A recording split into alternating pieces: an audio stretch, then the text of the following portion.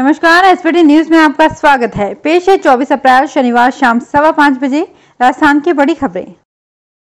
Corona की tension के बीच राहत की खबर आई है। कोरोना होने पर किसी भी हॉस्पिटल में कैशलेस इलाज करवा सकते हैं, बशर्ते आपके पास हेल्थ इंश्योरेंस होना चाहिए और वो हॉस्पिटल आपकी बीमा कंपनी से लिंक्ड हो। मीडिया रिपोर्ट्स के अनुसार कैशलेस यानी कि बिना पैसे दिए कोरोना का इलाज करवाया जा सकता है। यह आदेश इंश्योरेंस रेगुलेटर एडा ने दिया है। आदेश के मुताबिक कोई नेटवर्क हॉस्पिटल अगर ऐसा नहीं करता है तो हेल्थ इंश्योरेंस कंपनियों पर कार्रवाई होगी। एडा ने यह भी साफ कर दिया है कि इंश्योरेंस कंपनियों का जिन अस्पतालों के साथ कैशलेस का करार है, उन्हें कोविड के साथ दूसरी बीमारियों का इलाज भी करना जरूरी है। अगर ऐसा नहीं होता है तो इंश्योरेंस कंपनियों को ऐसे अस्पतालों से बिजनेस एग्रीमेंट खत्म करना चाहिए। भ्रष्टाचार निरोधक ब्यूरो ने बाड़मेर जिले में सिवाना जेटीए देवेंद्र मालवीय को 1 लाख रुपए की रिश्वत लेते रंगे हाथों पकड़ा है।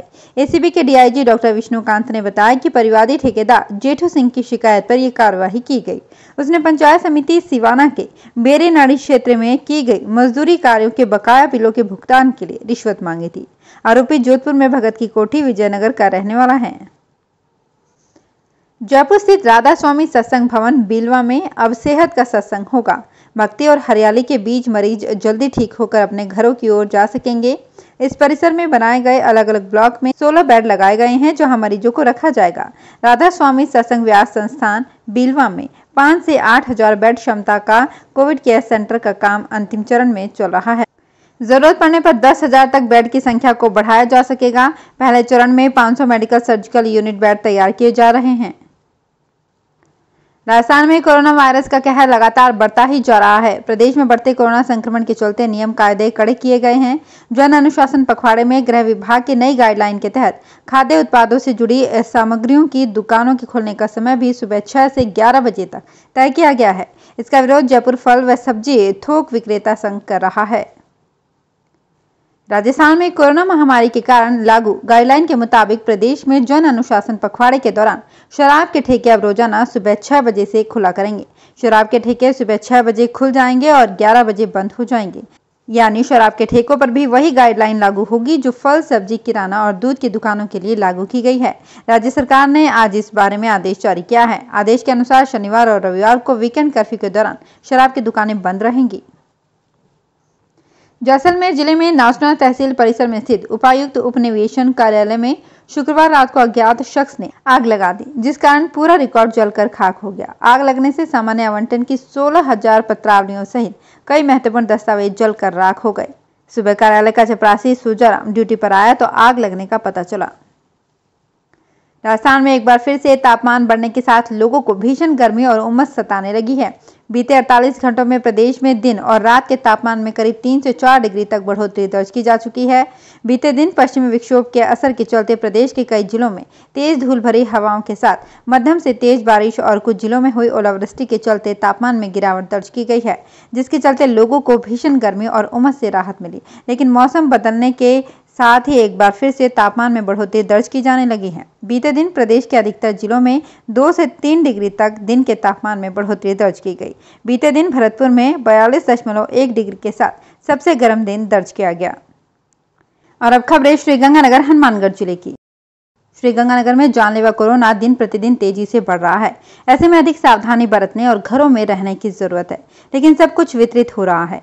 सड़कों पर सुबह होते ही रौनक बढ़ जाती है। सड़कों पर भीड़ देखकर कहीं ऐसा नहीं लगता कि हम कोरोना जैसी महामारी से सामना कर रहे हैं। जिन घरों से कोरोना की चपेट में आने से जवान लोगों की लाशें उठ रही हैं, उनसे जाकर पूछो कि कोरोना ने उनका क्या क्या उजाड़ दिया। पूरा देश संकट की घड़ी में है। लाखों पॉजिटिव रोगी देश भर में सामने आ रहे हैं। धड़ाधड़ मौतें हो रही हैं। सरकारें कोरोना पर नियंत्रण पाने और आमजन का जीवन बचाने के लिए सावधानी बरतने के लिए जागरूकता पर जोर दे रही हैं, लेकिन जनता अभी भी कोरोना महामारी को हल्के में ले रही है। पाबंदी के बावजूद हजारों लोग घरों से बाहर सड़कों पर दौड़ रहे हैं। आवश्यक सेवाओं के नाम पर भी लोग शहर में तफरी मार रहे हैं। पुलिस हर चौराहे पर मौजूद है। सैकड़ों लोगों के चालान काटकर जुर्माना भी वसूल रही है, फिर भी लोग घरों में नहीं रहना चाहते। श्रीगंगानगर में कोरोना संक्रमण की चपेट में आने से भले ही लोगों की मौतें हो रही हैं, फिर भी लोग भयावह बीमारी से डरते नहीं। पल भर का भरोसा नहीं है, लेकिन दुकानदार ग्राहकों को दुकानों में ठूसकर दौलत जमा करने पर तुले हुए हैं। शहर के तमाम बाजारों में आवश्यक सेवाओं को छोड़कर अन्य दुकानें बंद हैं। शटरों पर ताले लटके हुए हैं, लेकिन ये स्थिति पल पल बदलती है। दुकानों के बाहर दुकानदार और उनके कर्मचारी मौजूद रहते हैं। शादियों का सीजन होने पर ग्राहक बाजार में आ रहे हैं। दुकान का ताला खोलकर भीतर ग्राहकों को सामान दिया जा रहा है। पुलिस के गश्ती दल भी ऐसी दुकानों की तरफ आंखें मूंदी हुई है। हनुमानगढ़ जिले में 229 नए कोरोना पॉजिटिव केस सामने आए हैं। 21 अप्रैल को लिए गए जिन 742 कोरोना सैंपल को जांच के लिए भेजा गया था, उनकी रिपोर्ट आज आई है और उनमें से 229 लोग पॉजिटिव पाए गए हैं।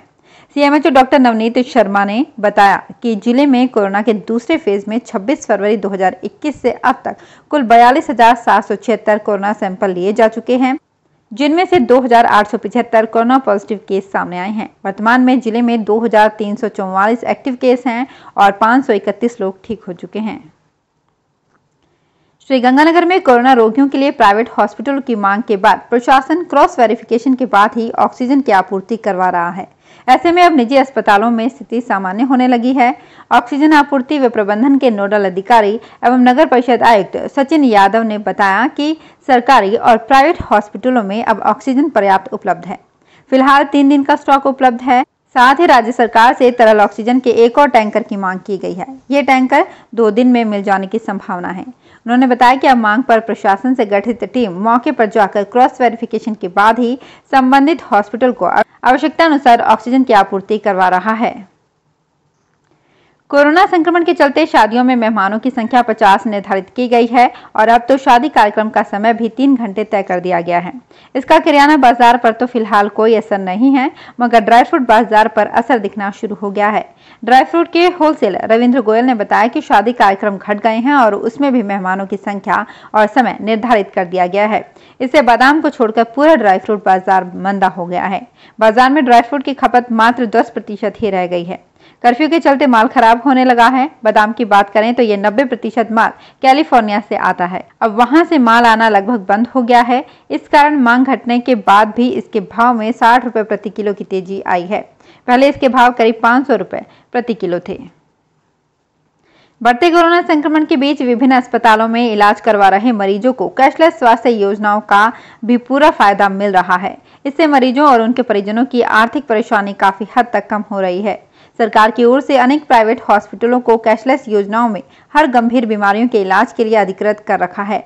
इसका फायदा ईएसआई व स्वास्थ्य बीमा कार्डधारियों को मिल रहा है। यहाँ हनुमानगढ़ रोड स्थित मेदांता सुपर स्पेशलिटी हॉस्पिटल के डायरेक्टर विकास सिन्हा के अनुसार मेदांता में बड़ी संख्या में ऐसे लोग कैशलेस इलाज लाभ ले चुके हैं। अब भी अनेक कोरोना रोगी ऐसी योजना के तहत उपचार ले रहे हैं। विकास ने बताया कि इसके लिए मरीज को अपने या परिवार का ईएसआई कार्ड अथवा स्वास्थ्य बीमा कार्ड और आधार कार्ड आदि दस्तावेजों के आधार पर कैशलेस हेल्थ स्कीम का फायदा दिया जा रहा है। तो फिलहाल इस बुलेटिन में इतना ही। फिर हाजिर होंगे कुछ और बड़ी खबरों के साथ। एसबीटी न्यूज के और भी वीडियोस को देखने के लिए हमारे चैनल को सब्सक्राइब करें और नोटिफिकेशन पाने के लिए बेल आइकन को प्रेस करें।